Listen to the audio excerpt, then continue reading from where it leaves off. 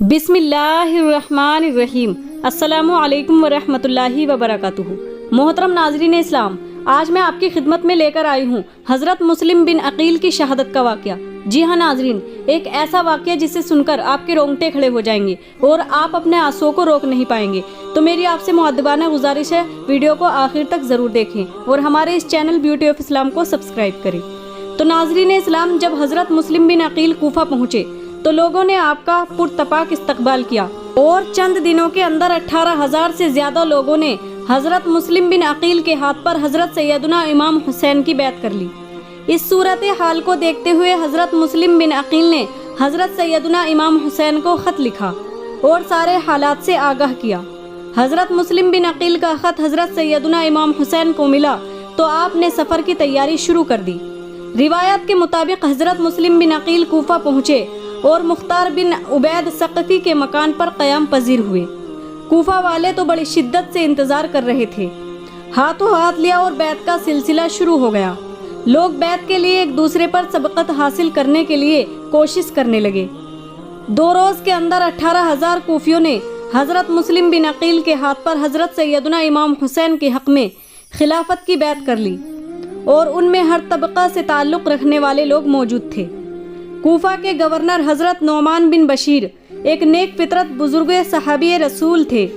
वो कूफा वालों की सरगर्मियों का मुशाहिदा कर रहे थे और हज़रत सैयदना इमाम हुसैन के नुमाइंदे की हैसियत से हज़रत मुस्लिम बिन अकील की क़द्र मंजिलत और इज़्ज़त अफजाई पर खामोश थे। आप सुलह जो और हलीमुत्तबा बुजुर्ग थे, इसलिए आपने हज़रत मुस्लिम बिन अकील के ख़िलाफ़ कोई अमली कदम न उठाया। जब दमिश्क में ये खबरें पहुंची तो यजीद की परेशानी की इंतहा न रही। उसने फौरी तौर पर अपने मुशीरों का इजलास तलब किया और फौरी तौर पर हज़रत नौमान बिन बशीर को बरतरफ कर दिया गया।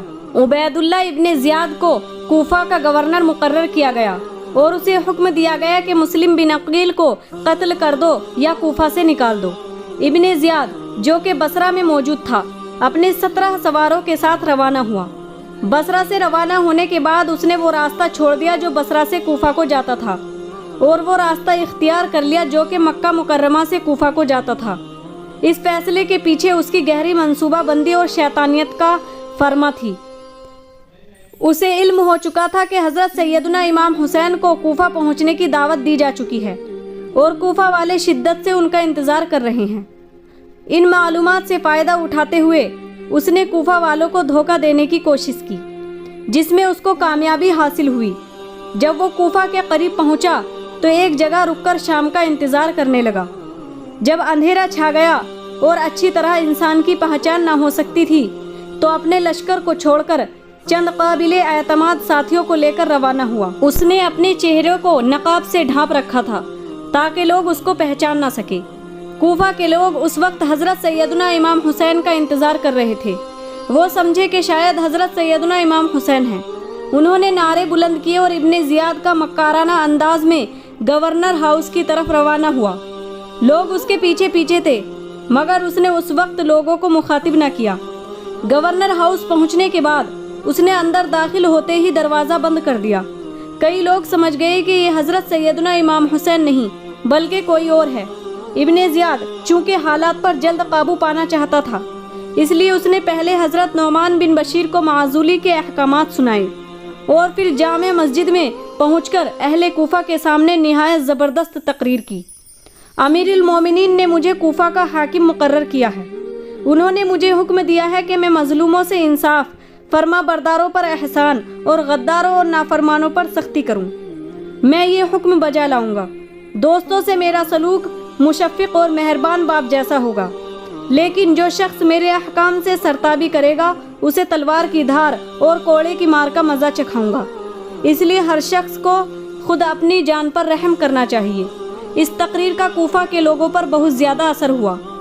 कूफा वाले मुखलिस न थे, इसलिए बुज़दिल भी थे। वो हज़ारों की तादाद में थे और इब्ने ज़ियाद के साथ गिनती के चंद अफराद थे।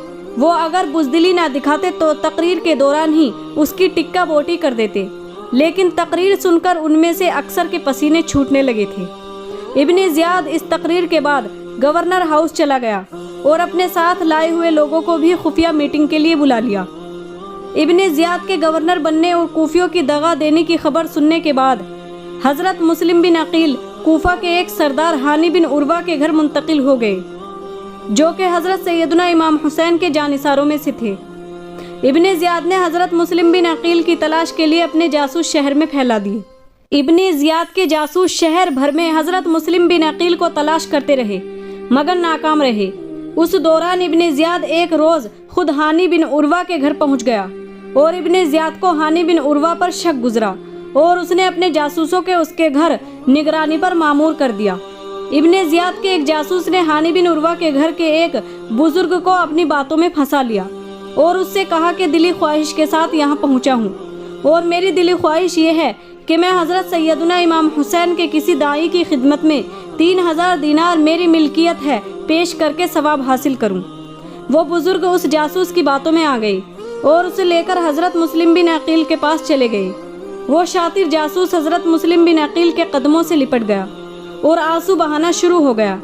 फिर उसने इब्ने ज़ियाद को मुखबरी की कि हज़रत मुस्लिम बिन अकील हानी बिन उर्वा के घर हैं।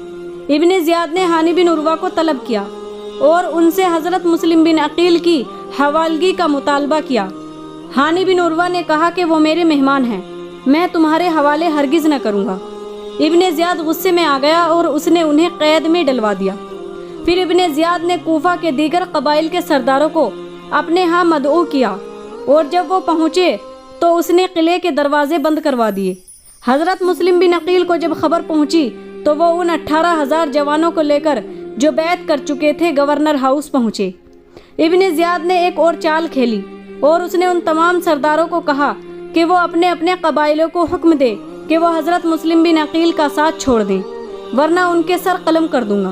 उन सरदारों ने अपने अपने कबाइलों को हुक्म दिया और वो जो हज़रत सैयदना इमाम हुसैन और हक़ के लिए अपनी गर्दनें कटवाने को तैयार थे, उन्होंने हज़रत मुस्लिम बिन अकील का साथ छोड़ दिया। हज़रत मुस्लिम बिन अकील ने जब कूफा वालों की गद्दारी देखी तो परेशानी के आलम में एक तरफ चल दिए। उस दौरान एक ज़ईफ़ा के पास से आपका गुज़र हुआ जिसका नाम तोआ था। आपने उससे पानी तलब किया तो उसने आपको पानी पिलाया और कहने लगी कि सारा कूफा इस वक्त आपका दुश्मन है, आप मेरे घर में रहे, मैं आपको बाहर न जाने दूंगी। मेरा बेटा भी जासूस है और आप फिल वक्त मेरे घर के तह खाने में छुप जाएं। हज़रत मुस्लिम बिन अकील उस ज़ईफ़ा के घर छुप गए। तोआ का बेटा हिलाल मोहम्मद बिन अशस का खानाजाद था। सुबह को उसने इब्ने अशस को मुस्लिम बिन अकील की अपने मकान में रूपोशी की इत्तला दी। उसने उबैदुल्लाह इब्ने ज़ियाद को खबर दी। उबैदुल्लाह ने अपने साहिब शर्त उमर बिन हरीस मखजूमी को 30 आजमूदा कार सिपाहियों के साथ तोआ के मकान पर मुस्लिम की गिरफ्तारी के लिए रवाना किया और अब्दुर्रहमान बिन मोहम्मद बिन अशस को भी साथ कर दिया। मुस्लिम को खबर हुई कि सिपाहियों ने उनकी गिरफ्तारी के लिए मकान का मुहासरा कर लिया है। तलवार लेकर बाहर आए और कई बार हमला आवरों को पसपा कर दिया, मगर वो बार बार आपकी तरफ बढ़ते रहे। उसी दौरान तलवार के एक वार से आपका होठ कट गया। मुखालिफों ने मुस्लिम को काबू में करने के लिए पत्थरों की बारिश की, मगर मुस्लिम बदस्तूर शमशीर बकफ लड़ते रहे।